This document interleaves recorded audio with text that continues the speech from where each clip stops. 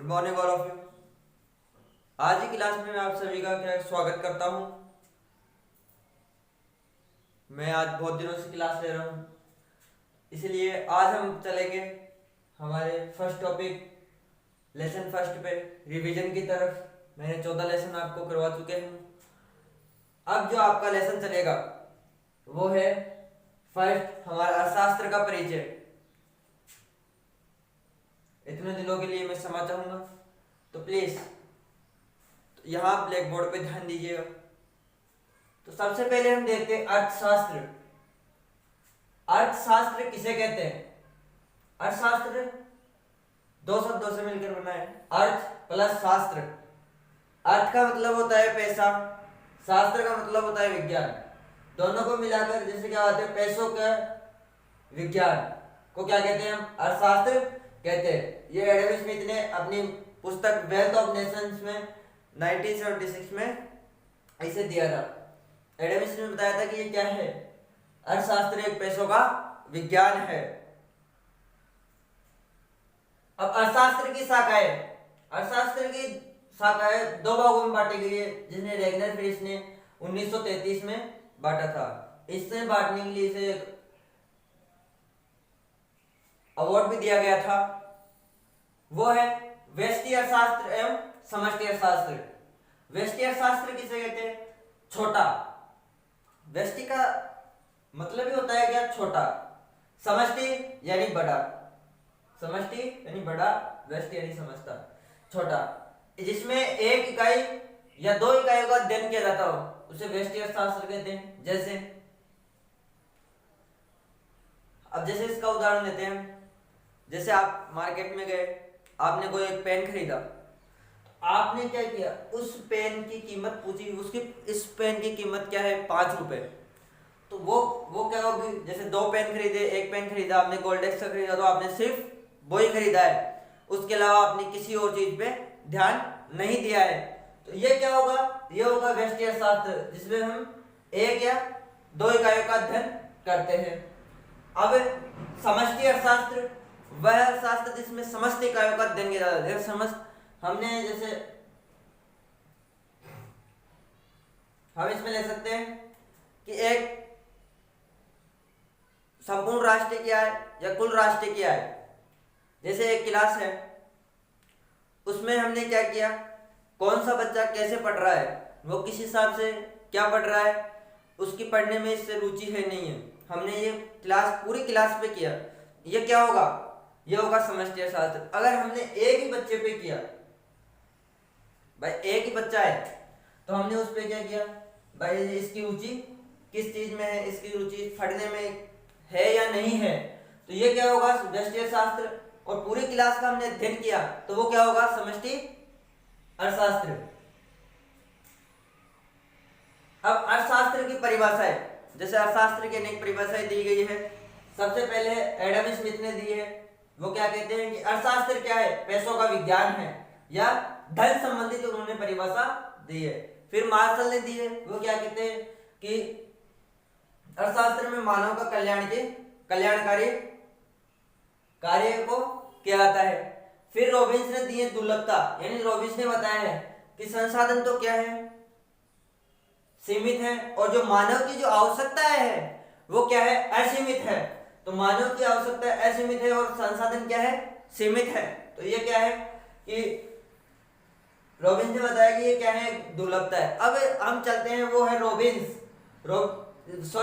Samuelson ने क्या किया, जो विकास है उसने विकास के आधार पर परिभाषा दी है कि वर्तमान पीढ़ी के साथ साथ आने वाली पीढ़ी को लाभान्वित किया जा सके।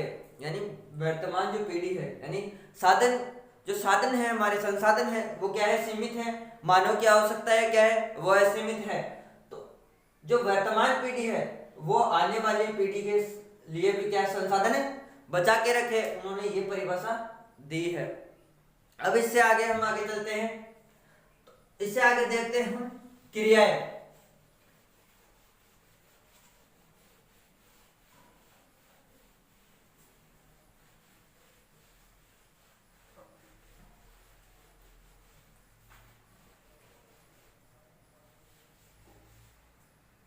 तो अब देखते कहते हैं हम? क्रियाएं।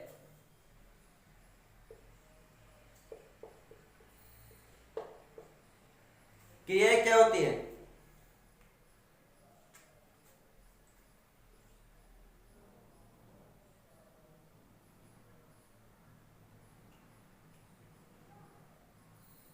क्रियाएं वह होती है जो अर्थव्यवस्था को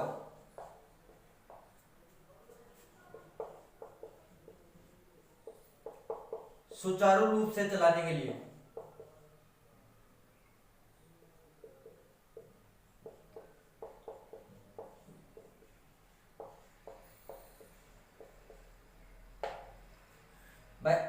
क्रियाएं वो होती है जो अर्थव्यवस्था को क्या, जो हमारी जो अर्थव्यवस्था है उसको क्या है, सुचारू रूप से चलाने के लिए क्या करती है? प्लेटफॉर्म प्रोवाइड करती है, प्लेटफॉर्म प्रदान करती है। तो क्रिया ये दो प्रकार की होती है। पहली गैर आर्थिक क्रिया,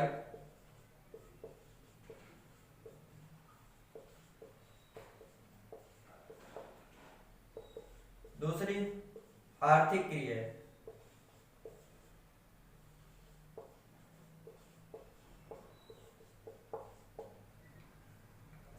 तो गैर आर्थिक क्रियाएं क्या होती है?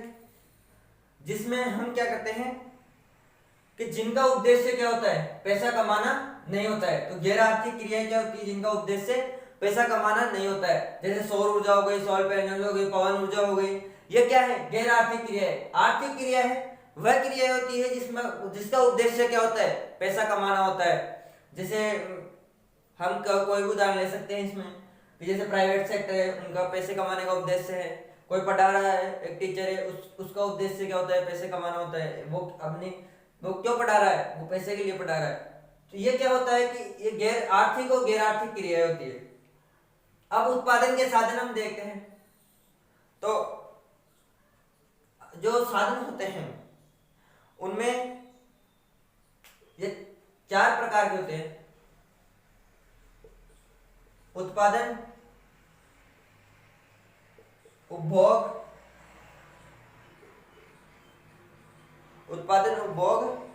विनिमय और वितरण। उत्पादन, उपभोग और विनिमय और वितरण। अब उपभोग क्या होता है? जिसपे हम जो आवश्यकताओं के अनुसार वस्तुओं और सेवाओं को क्या किया जाता है?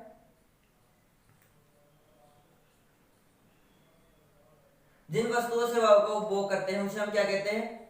उपयोगिता कहते हैं। अब इसके बाद में उत्पादन होता है। जिन वस्तुओं और सेवाओं को वृद्धि करके उनमें अधिक उत्पादन किया जाता है उसे हम क्या कहते हैं? उत्पादन कहते हैं। विनिमय, जिन वस्तुओं और सेवाओं को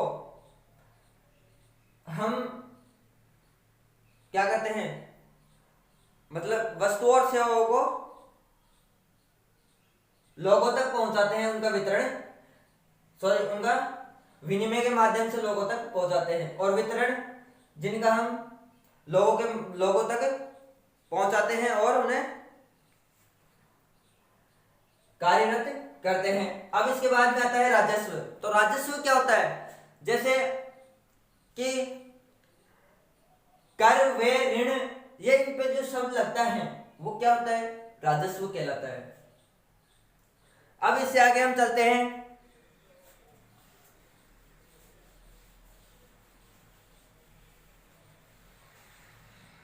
वो है हमारी अर्थशास्त्र, और अर्थशास्त्र में अर्थव्यवस्था। वैसे अर्थ का मतलब क्या होता है? पैसा प्लस व्यवस्था, यानी स्थापित।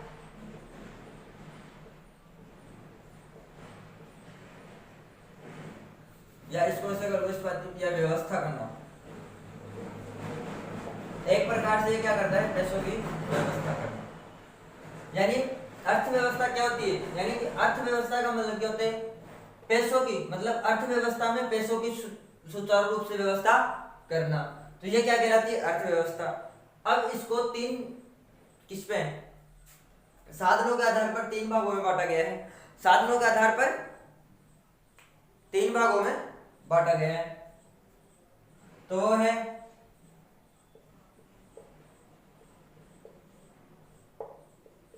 साधनों के आधार पर तीन भागों में बांटा गया, और एक स्वामित्व के आधार पर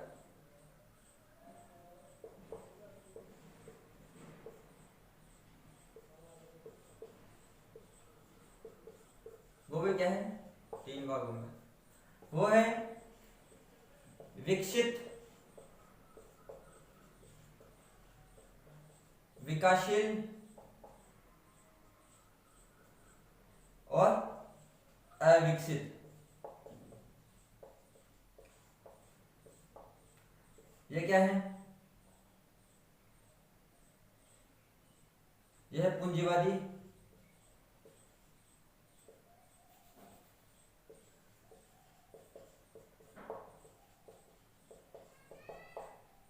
समाजवादी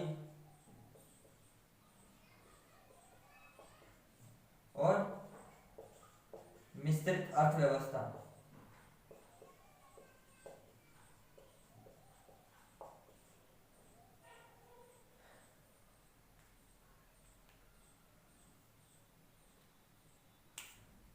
तो आइए हम देखते हैं साधन के आधार पर जो तीन भागों में से विभाजित किया गया है, वो है एक तो विकसित और विकासशील और अविकसित। विकसित वो होता है जिस देश में संसाधनों का पूर्ण रूप से प्रयोग तो हुआ है लेकिन वो अभी भी क्या है, जारी है। विकासशील जिसमें संसाधनों का कम से कम प्रयोग हुआ है और उनका प्रयोग होना भी बाकी है।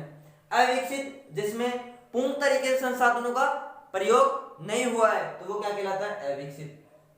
अब हम चलते हैं स्वामित्व के आधार पर तीन भागों में बांटा है इन्हें। पूंजीवादी अर्थव्यवस्था, यानी पूंजीवादी अर्थव्यवस्था जिसमें निजी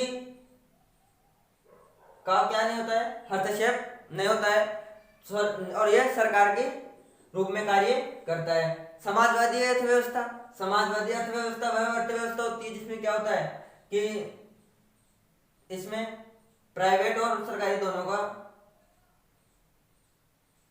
इसमें सिर्फ निजी का हस्तक्षेप होता है। मिश्रित, इन दोनों का जो मिश्रण होता है, पूंजीवादी और समाजवादी का क्या होता है, इसमें जो मिश्रण होता है वो क्या कहलाती है,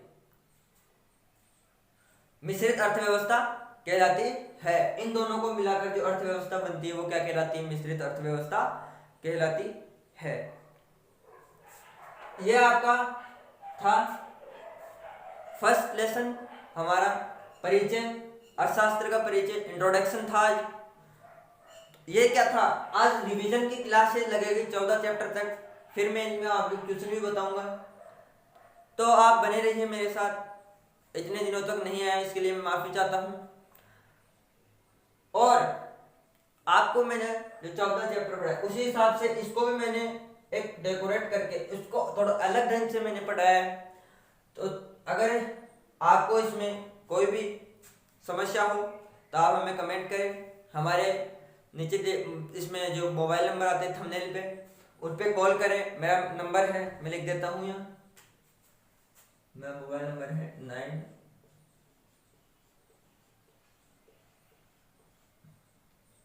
इन पे आप क्या करें, संपर्क करें।